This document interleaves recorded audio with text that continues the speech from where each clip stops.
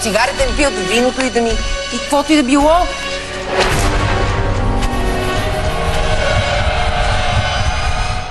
Аре, стига скандали за глупости, бе. Това скандал ли, бе? Любо, ти ли го превършиш в скандал? Не. Това е спор на високо тон. Спор, ти се караш. Не, няма да седна. Ако искам, тръгнете с мен. Ако не, няма да седна. Давай, ставай. И не ме изкара, че аз съм скандалджийката. Просто ми писва.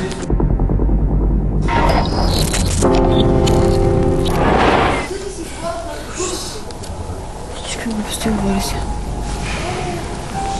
Бля, не искам да обръщам внимание.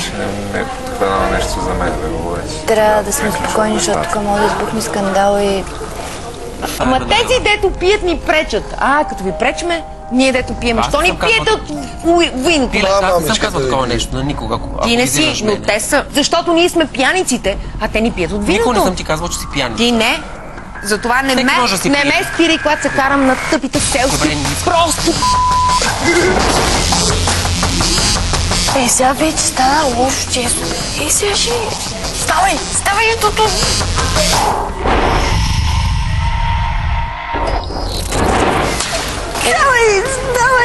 Ставай, изведи! Сега не си ноги забути, сега не се презна харесва.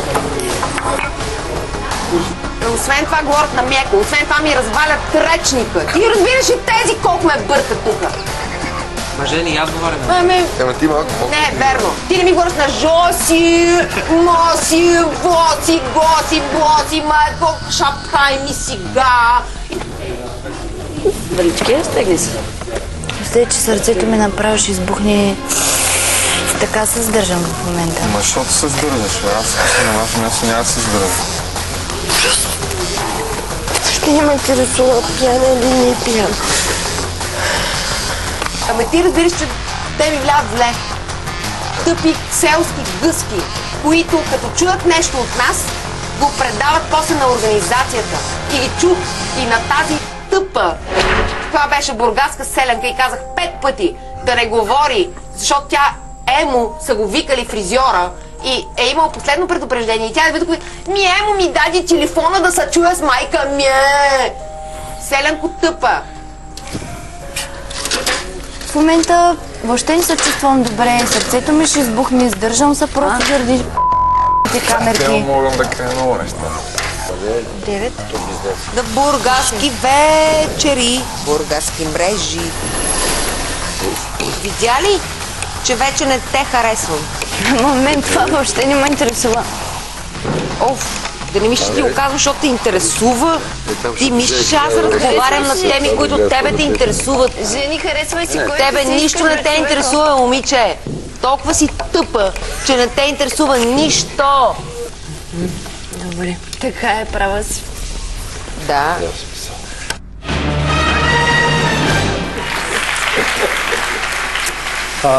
Може би трябва да дам думата на Жени.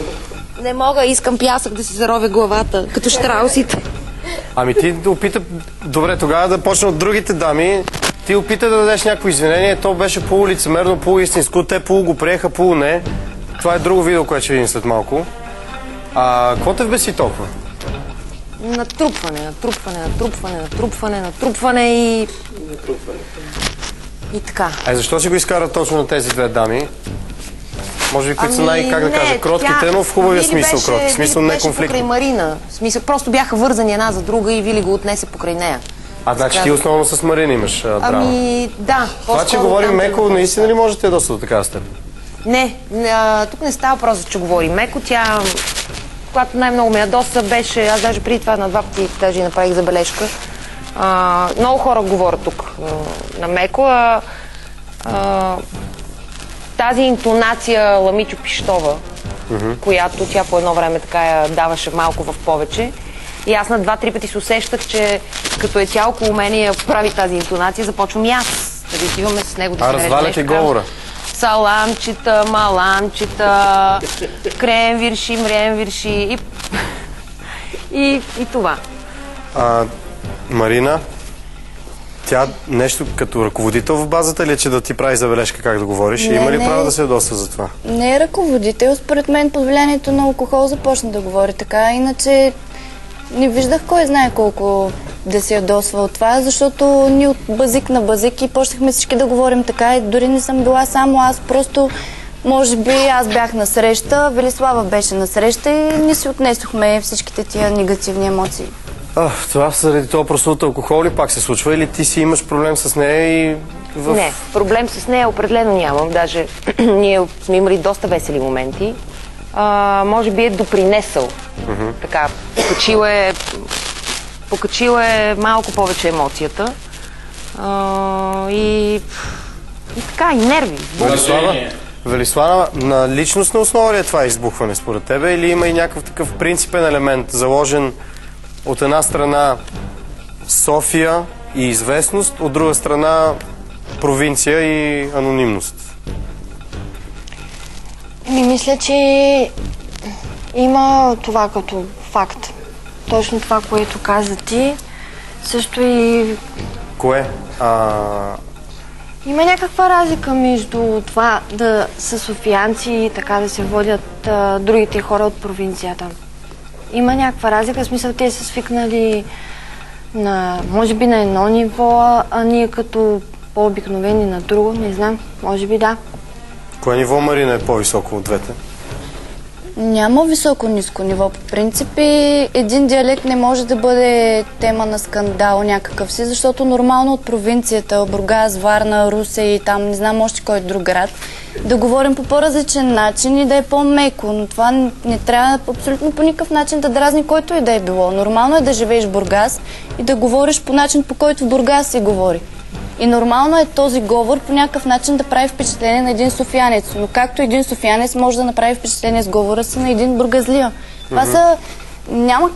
Тъпо е да има някакво разделение на провинция и София. Това е супер тъпо. Но го има при всички положения. Явно го има, но в случая тя нямаше да избухне по този начин. Всичкото беше под влияние на алкохол и тя много добре си знае, че заради това тръгна всичко, иначе нямаше да избухне по никакъв начин. Да, сега да чуем Андрей, какво мислят нашите гости Мен ми е интересно, ако сте смятали, че е само под влияние на алкохол, защото тогава продължихте да й се сърдите и след като мина тази вечер.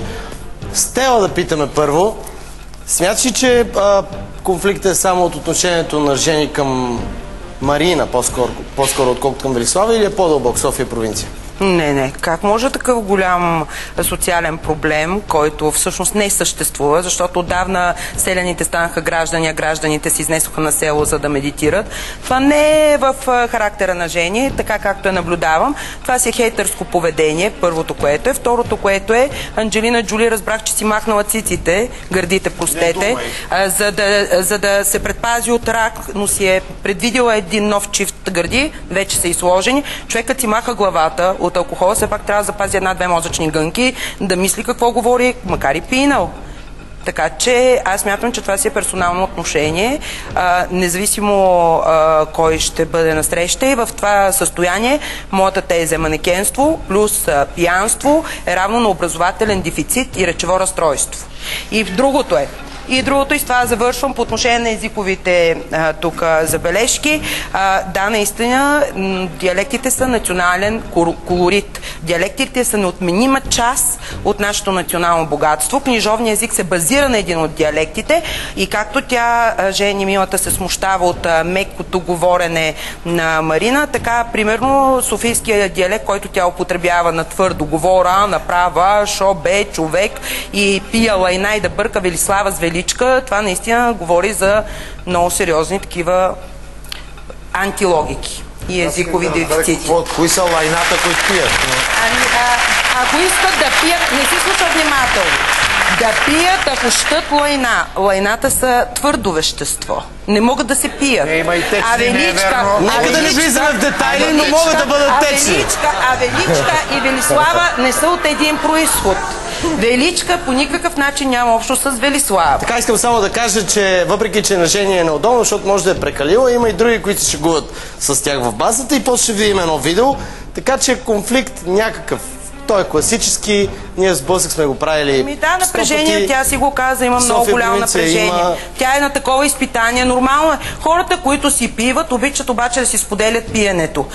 Нали знаете кои не си споделят? Това вече има една така диагноза, алкохолизъм, когато си трепериш си на капката вино. Сега, Първо искам да ви кажа, че вие сте страшни мендили. Ако вие сте в съдебната зала, аз ще ви скажам жартиера. Защо?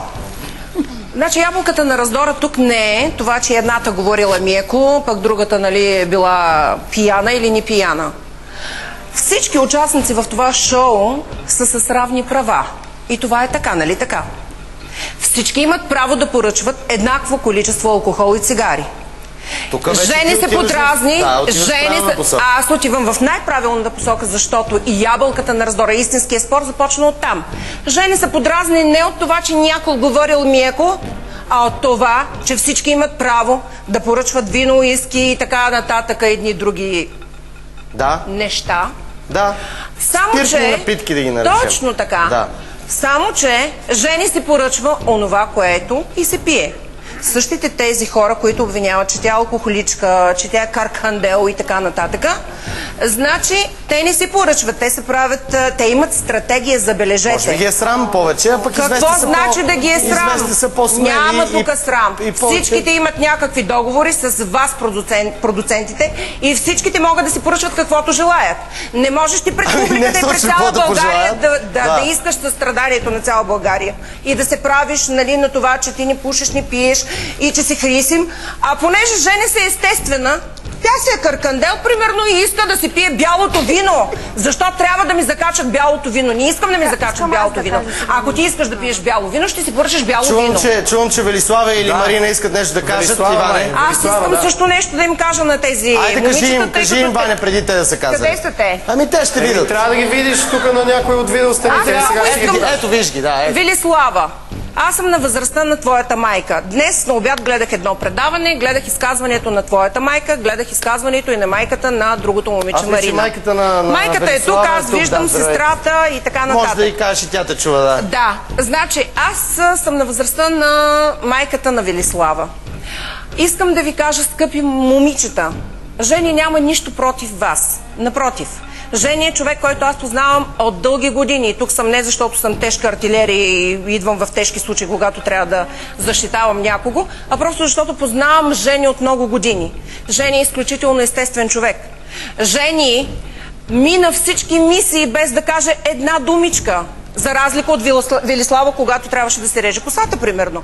Жени е изключително мъжко момиче. Тя със сигурност уважава тези момичета.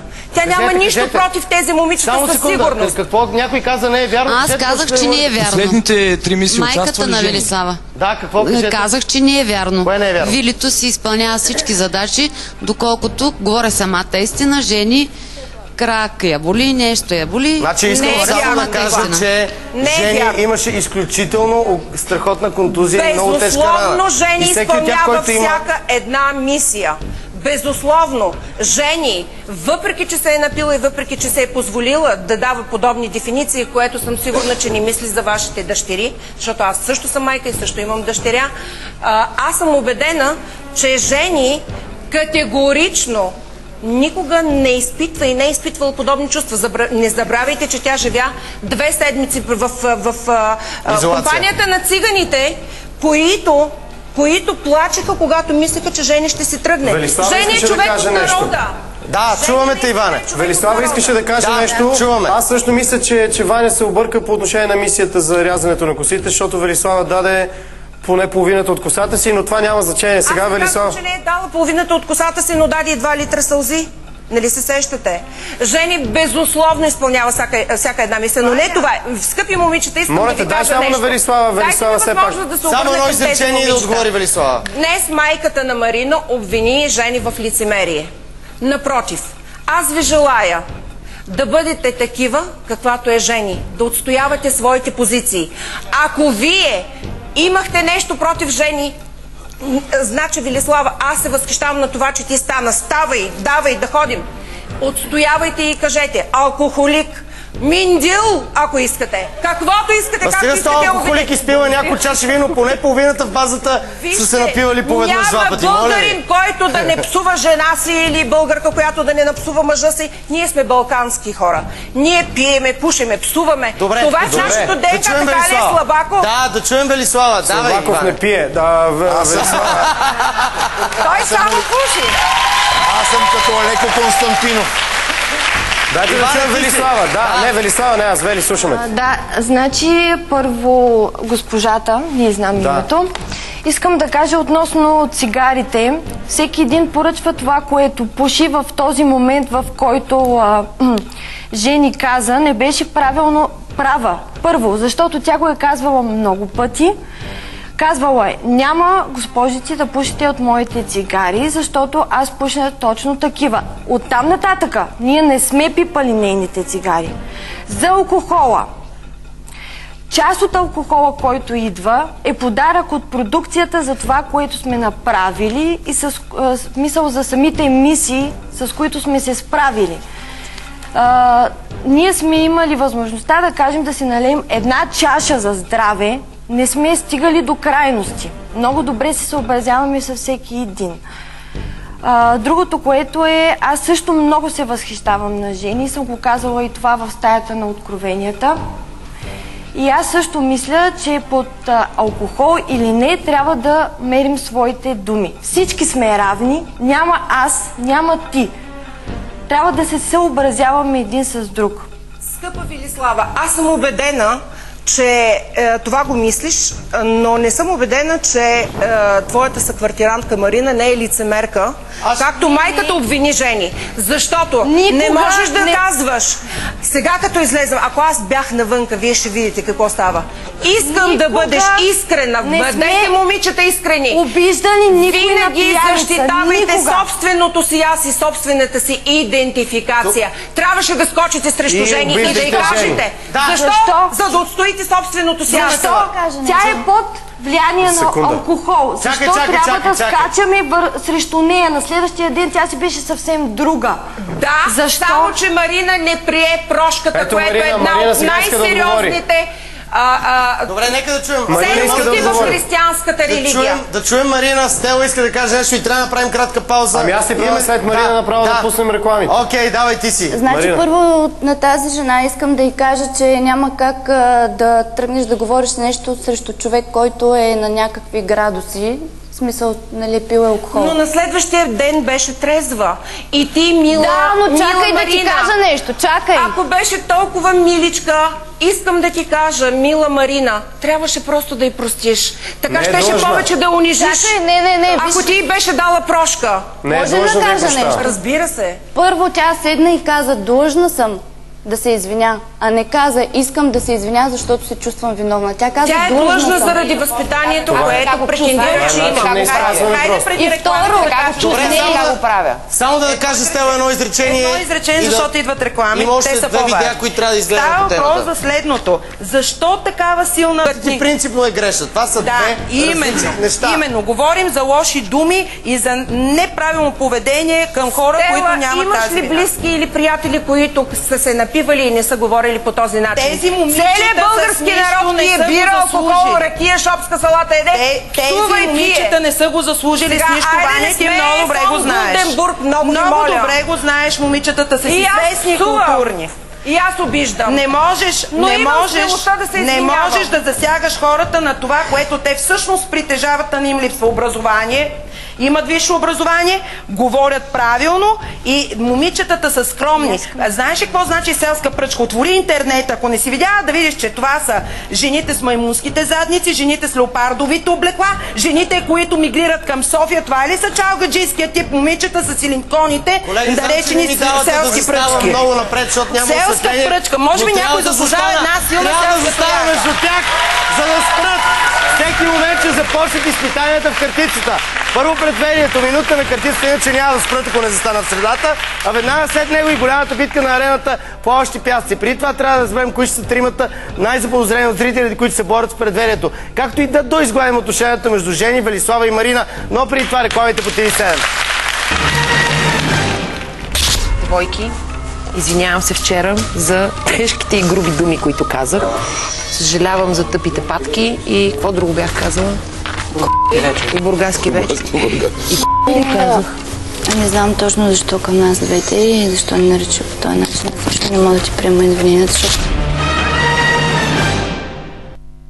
Фронтова линия. Неделя, 18 часа. Само по TV7.